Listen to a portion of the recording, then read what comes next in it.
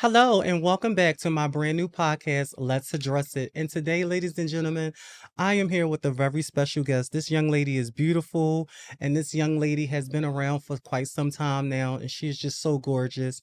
Y'all may know her as the Queen of the Nile, y'all may know her as Cleopatra, but we are here with the beautiful Asia. Hi, Hi, sissy. What's sister. goody?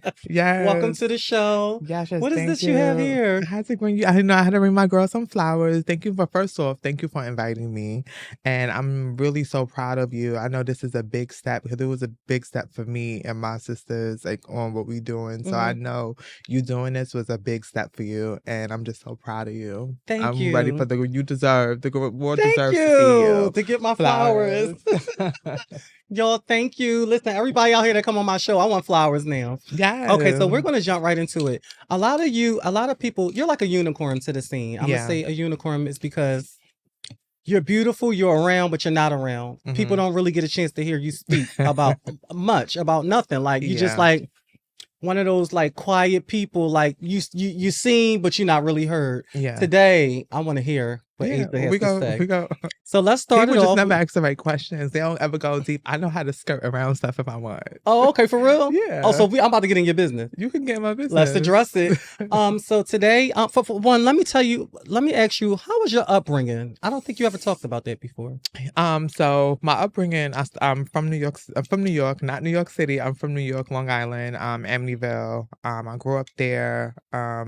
Small family, not too much, not too big. Not close to my father. I know of his family, like as my mom would tell me things, but we don't really have a relationship. Me and my mom were really, really, really, Okay. whatever, Do you have family is any family. siblings? Yeah, I have a sister and I have a brother. Okay. Tell me about did they know did they know you was gay at first? Like how did I'm that assuming that they knew. Like my mother used to say, my mother said to me, she was like, this is one reason why um STDs really bothered me or scared me Mhm. or growing up because my mom said to me, I was just like, Mom, what if I was gay? And she was just like, gay people have HIV. Really? Yeah, my mother said that. And I'm like, wait, what? Like, so through my whole life, like through my years up to like recently, probably like 5 years ago, I was so in that mindset of thinking it was, this was gonna happen. Like it was also I had a fear that was gonna be my, you know what I'm saying? Oh, so your mom had you just like thinking that Traumatized a just little bit. because you were gay, you were going to get it. Oh, Exactly. that's deep. Like That's it deep. comes with your life. So in my head, that was traveling with me as I'm transitioning. I'm going through life. I'm assuming that's gonna be it's gonna happen for me. So I was so scared of just hearing that. But that's what whatever. Okay, so at what age did you start hormoning and start, living your life as Asia? So I was 16 when I actually started taking hormones. I took my first shot with my sis, Big Keish. I actually bought a shot for Big Keish. You know Big Keish from New York. I bought a shot for Girl, go ahead. So Why the people's gonna key about this because they know Big Keish. Yeah, Big Keish. So Big Keish was my first Mo doctor, but I had took Mo's from her. It was street, you shouldn't do that now. I'm not saying, but back in the day, me and my girls, we was getting our moans from the block. She was she was the girl, Pam Keish. And she moaned me and my sister Maya. Well, we had took our first, I don't know if I can't remember if it was her first shot, but it was my first hormone shot. So I would never forget that moment. Yeah. And How long 16. did it actually take you to start giving yourself your shot? That didn't used to be scary. You got a gag. I just started giving myself my shot. At your big age, sister. Yes, I was so scared, but I started to I was so scared because I'm telling you, mental, the needle, everything go back to right here. Okay. It's just I feel like psychologically, like a lot of people really be messed up here, and even if it can be a joke, it could be something small, and you'll be like, wow, agree, and go back to this a situation here because in my head I'm thinking about like I don't mean not trusting myself. Sometimes I don't trust myself, and that all goes down to even giving myself a needle. I think I'm gonna poke myself or do something wrong. Really? Yes. Oh my God. But now I'm good. Where do you think that phobia come from? Like seriously, let's trusting yourself. Like grown as a grown adult, like you're not for sure if you're making the right decisions. I grew up in a one-parent household, and then I grew up kind of like away from my mother at 14. So from that time, I didn't have those life lessons that your parents are supposed to teach you. Mm-hmm. And I didn't understand how to I didn't know what that even looked like, trusting myself. Oh, that's deep. I felt like I was supposed to trust everyone That is around deep. me. So it was just like, you know what I'm saying? Had to, yeah. Okay, damn, that's deep. Ooh, that's like we can go so much farther into that. I want to touch on more on that, like, but I want to just do it like, matter of fact, we can just get into it now. Do you feel like you remember like back in the day when we first came out, we can be on a pier, Vogue, and I can be down 13th Street all night, go to the club, then to the after hours, then to here, and I used to be around people. I'm not that way no more. Do you feel like, because my anxiety, I have really bad anxiety now. Is that the same for you? Like you can't do the old stuff you used to do? I don't want to do the old stuff. I think we got to start realizing that we don't want to do the old stuff no more. Your body and who you are and where you are in life, even your memories think about, damn, that was so fun. But right here, your whole body is telling you, girl, you moved on already. Like you moved on mentally, but it's to be our memories sometimes leads us to staying stagnant in our mental. And cause I was like that. I was always, my son would tell you, I'd be like, oh son, this is the village. This is what it used to get. Yeah. Hi, son. You Vogue, don't you? No, not yet. He said no. Okay, so all right, so let's talk about ballroom. At what age did you enter ballroom?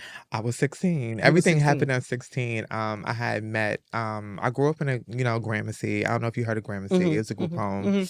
I grew up in that, in there for a little while. I started my ballroom career in there. I used, Katrina and some other people. We used to just watch bowl clips. Champagne used to show us VHS clips. And we used to see nothing but the girls and stuff like that. And we used to go to the lab. Not the lab. What is that place? The clubhouse. The clubhouse. Yes, with the glow in the dark. The floors used to. Okay. Yes, with the mirror in the back. Yes. So we had went there. We used to go there because it's the party before the club. So me, I thought I was just fish patty puss. I really was just sitting outside, dancing with the girls, just having that type of realm. But once the ballroom once ball used to start, I used to leave. I would leave the place. I would just disappear. So when did you? And then I stayed one night. And the night I stayed, I felt like it was meant for me. I feel like everything happened for a reason, because the night I stayed was the night that Sanaya was there. The night that Mercedes walked in. It was the night that it was a big night. Like it was a big night. Yeah. So I was just like, right. So but was you already a girl then, or was you? Yes. So you entered the scene as a girl. So I was always dressed as a girl. I would. Basically, for me, I was always a woman. I just decided to further my transition. I'm gonna need some before pics so I can add the go ahead and okay. I got you. Okay, you go gag. Diamond. No shade. Katrina would tell you. I used to say she used to take you to her family house. They did not know T. But my drag was your drag. Fab. I need to get up into this drag. My drag was T. Okay, so but I was I was a drag. I wasn't moaning, but I was up in. But it was so real. Like you would think I was transitioning because I wore my real hair. I had I didn't wear a bra, but girl fish, they'll call you small breast. Yeah, petite. It was giving my down. So that's how I was feeling a little bit. But yeah. And then but I was a girl when I first entered. Okay, so who was the first femme queen that you seen? I want your top 2. I want to know who was your very first femme queen that you seen, and you was like, I cannot believe that's a femme queen. That's not no woman. Like I want that first. Okay, that's kind of, well, I'm gonna do New York, and you right next to New York, and I know there's a New York scene, and you understand that, like what that come on, like you have Philly scene. Yeah. Kalisha, she Courtney, that's Courtney's sister, that's what her niece basically. Kalisha, can somebody it's my gay mother. I'm gonna show you. I'll show you her. Oh, did she come out? She ballroom? No, but Kalisha. not like that. But her girls love ballroom. Fish is real as rain. The realest girl I've ever seen. That's Foxy Brown. She like Foxy Brown. No girl was smoking her. Shit, that's what I was staring. I was staring for so long, and she said to me, literally, she said, "Katrina, get your daughter, because she keeps staring at me." And I'm just saying, and all I know, I'm looking at this girl. I'm like, ooh, was she Benji though? She was Benji. She had her Jordans on her feet. Her feet was so tiny. She was so little, and she was just like, I know you got your Oh, life. it was so Okay, all right. So now for this ballroom, who's your idol in ballroom? So to be honest, I really don't have one particular idol for me. Hmm. It was the generations, the whole generation for me, Okay. like really inspired me. It was, your generation, and it was Sanai's generation with the Ashleys. Cause Hmm. I know it's different, even though Hmm. my generation, and we all kind of bunched out together. We know y'all all came I out think at you like two different generations times. behind me. Those things. Yeah, but you not with a Lord right now? No, no. Okay, so it would be the Sanaya, Ashley, Christina. And then it'd be the Dee Dee, Niambi. Mhm. That's the era, and then it's my era. Me, Deja, God rest her soul, Yolanda. Yeah, I came out but that's still, even though I came out 2 generations after you guys, it's I thought you still, was after the Mika generation. I wasn't right after that one. You right after Mika. So Right? No, you no, no. Roxy. It was Roxy, See, Mika. and then it was Roxy was after Mika, and then I was Yeah. after that one. Okay. So okay. I was after Roxy. Okay. So what was your first house that you joined? Blahnik. You was a Manola Blahnik. Yeah. Was you? But I want to finish answering that question. Go ahead. But that generation, those 2 generations, I understand it was close. Mhm. But as coming from where I came from, Long Island, we didn't really see. So seeing so much confident, beautiful women, just really in all different ways, I felt like both those generations, they all like celebrated their confident femininity out Mhm. loud, and it was so beautiful to see that. Agreed. And it touched me as a child to be able to see that, and they all had their own different energy. Mhm. It was no copycat. It was very different. You knew them. It was like their name was printed across the wall. It was Mhm. just like you couldn't wait to see them. So Right. yeah, I agree. but Sanaya yeah. has always been like no shade. I remember one time I was like at Lemon Hill, and this is when Kenny Polo used to have the balls in Philly. Like it used to be like during our little pride or whatever. And I just remember her just cutting up at the park on Lemon Hill, and she just was slinging her hair to shaking, doom, doom, doom, doom, doom, boom, and Yeah. and it was just, and just me being a boy just looking at that, and I was like, bitch. She look old, and especially Yeah. back in the day, Sanaya, like when she just used to look like a Benji around the way fillet, titties here, but she used to look like Where she had the cornrows? When she had cornrows with a wife beater on, True Religion pants. I said, when I get old, I'm or doing that LSF. look. She tore that up. She was at the clubhouse. That's the night I saw her. That was For the night I real? was there. That was my first night. They was in the back, and it was Femme Queens all on a mirror line, and it was Butch Queens surrounding them. And I was just like in awe, like, oh my God, these beautiful men are just honoring these beautiful girls. I was just like, I want this one day. I was just It make you feel like that. yes. It was like, let me ask you this, because this is something that we rarely talk about, like in the scene and stuff like that. Have any of the older girls that you probably lived for, have they ever shaded you? Like, oh, let me say exactly what I'm trying to say. Oh my God, how are you? I love you. I live for you. Faggot, don't talk to me. Like, has that ever happened to you before? yeah, I got not that, but I Okay. have gotten different things. And I just realized it was like I never took it personal. I never took that personal because immediately I knew individuals before I saw them. That's why I graced you with love. So that love didn't change because you had a bad day.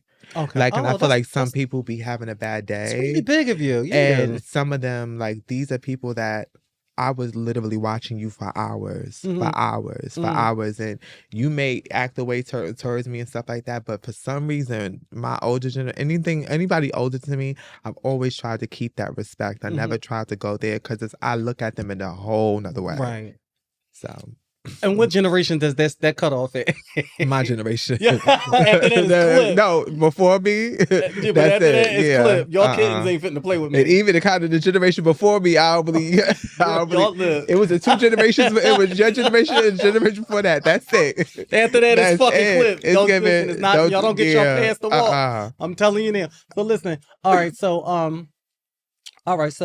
when you joined ballroom and you said you was a Manolo Blahnik, was you making any noise then? No, I was walking. No. I was walking realness. Okay. I was walking junior realness. I mean, I remember the night. Even the night that my first night walking as a Blahnik, that's when I saw the house that I wanted to be in, which was Aga. I was sitting right next to them with the Blonics, and I walked that night. I made it to the second to last battle, and Tia, you know, remember Tia LaCroix? And when she was tearing it. She used to tear the girls. She used to like line for the lines. That was a she real. Would tear when she started at Junior line. What was the ball in Philly? No, it was in New York. She tore that line. She tore that line up in Philly. Remember around that time? Yes. Lanvin. I don't know, y'all. She used to tear the line. I heard she detransitioned. I don't know, like, don't quote me, but I heard that she did. But shout out to Tia LaCroix, ex Lanvin LaCroix. My girl would tear through a line. Yes, for both lines. Before Brooke West, overall mother line them up. Tia LaCroix used to line them up. So badly, but I made it to the second to last battle, and she sat me down for junior Femme Queen Realness. This is when they have to junior Femme Queen, and then she ate it at the latex war, and she came and started walking Femme Queen Realness. Okay, she tore it. All right, so listen. So tell me, this is what a lot of people want to know. Tell me about your reign in the house of Balenciaga, like. Because to me, I don't know, I think I can speak for a lot of people out there. When we think of Asia, we think of Balenciaga. Like, that's where you got the Queen of the Nile, the Cleopatra. Tell me, how was your time there? I feel like it was beautiful and hard at the same time. It's like going to a private school while all your friends going to public school. Explain it. Elaborate. So my friends having fun because most of the houses that they were in were more, you know, they had peers of their age. A lot of my peers, they were older. So I was kind of and even in my region, I was really the only one in my whole age bracket at all. Like in the New York chapter? Yeah, New Jersey, New York chapter. So I used to see how my friends were bonding with their houses in that type of way, like practicing with them and just in that way. We would do it here and there, like the August would do it here and there, but at one point, you remember when Harold went on vacation and stuff for a while from Ballroom. Yes. The house kind of went really dark at that time, and I still was out. I'm young, or I'm going to get out there, so I'm still getting out there, and it was sometimes bothering me. But what I loved about it though was the lessons that I got from Harold, from the team, and from the love that I did have. So I had an amazing time there. Was Harold good to you? Yes. Like Harold is an amazing man. He is amazing. He is an amazing he taught me a lot. Say that. Yeah. Like he taught me and so Harold much. have our reservations, but he is a great leader. I would honestly say that. And he taught me a lot. Like he was there for me. He's in a lot of how I teach people. He's in a lot of that. I gained a lot of I will always say that Harold was my favorite teacher in Ballroom.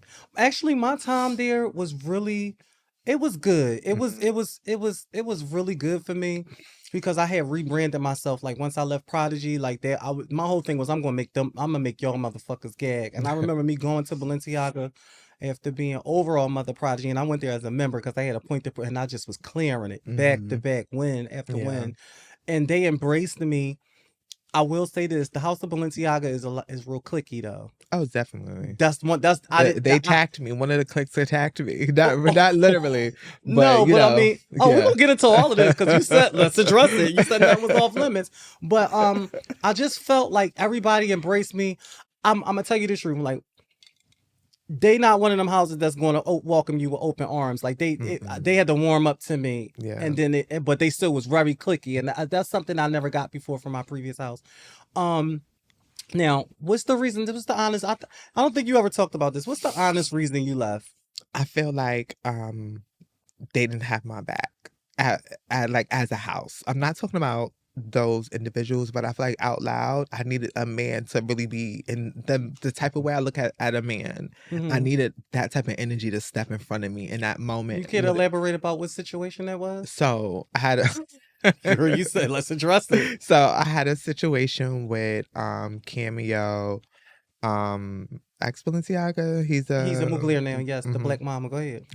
So I had kind of issues with her. And they would say things, it was like a cliquish area. So when I became NYC mother of Balenciaga, the house that I was, I mean, not the house, but the group, it was a group of Butch Queens that I guess called them Butch Queen Circle, you would Is say. that the Persia's, the Cameo, that? It's a bunch of them. I'm not going to name all of them because I'm just saying because I don't want this to seem like I'm talking about it, but it's no bad blood. I'm just this is your expressing. interview. You never it's talked a about it story. before. Yeah. It's just and it's my sides, but anyway, so they were doing little things coming. I found out what it was is Cameo wanted to be the mother. Like he felt like I didn't deserve that, or he wanted that over me. So I felt like they were doing little bullying things towards me, and I felt like my house, like Harold, I expected Harold to step up. I expected Harold to be like, no, this is a gig, or like, we're not gonna do that. Like, you know what I'm saying? Like,